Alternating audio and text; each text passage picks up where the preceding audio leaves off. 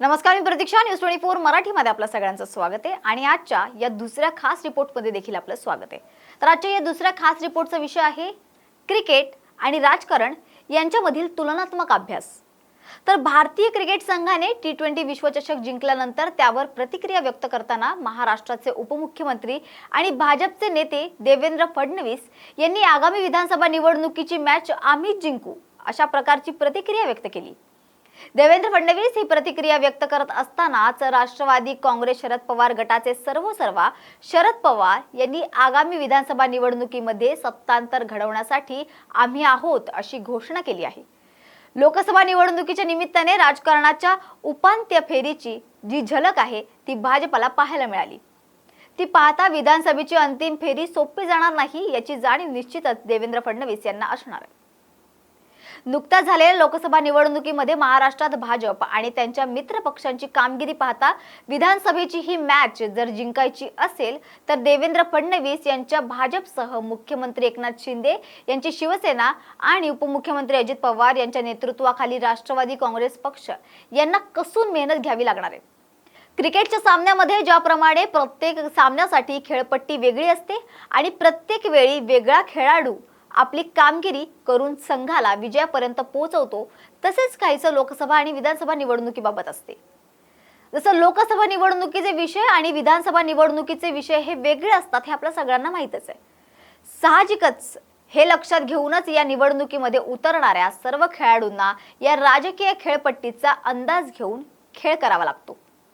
लोकसभा निवडणुकीच्या निमित्ताने भारतीय लोकशाहीच्या या खेळातील जी उपांत्य फेरी खेळण्यात आली आहे त्यामध्ये नरेंद्र मोदी यांचा चेहरा पुढे करून मते मागण्यात आली होती. पण भाजपची ही रणनीती अयशस्वी ठरली आणि त्यामुळे ते काठावर मिळालेल्या यशाने हे ते सिद्धच केलंय. साहजिकच विधानसभा निवडणुकीमध्ये वेगळ्या प्रकारची रणनीती आखावी लागणार आहे.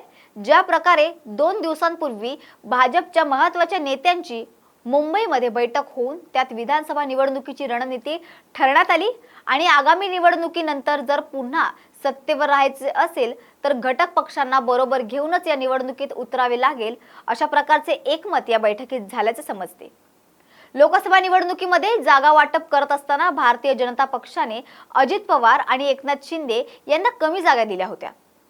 पण विधानसभा निवडणुकीमध्ये मात्र या प्रकारचा फॉर्म्युला चालणार नाही हे भाजप नेत्यांच्या आता लक्षात आलंय.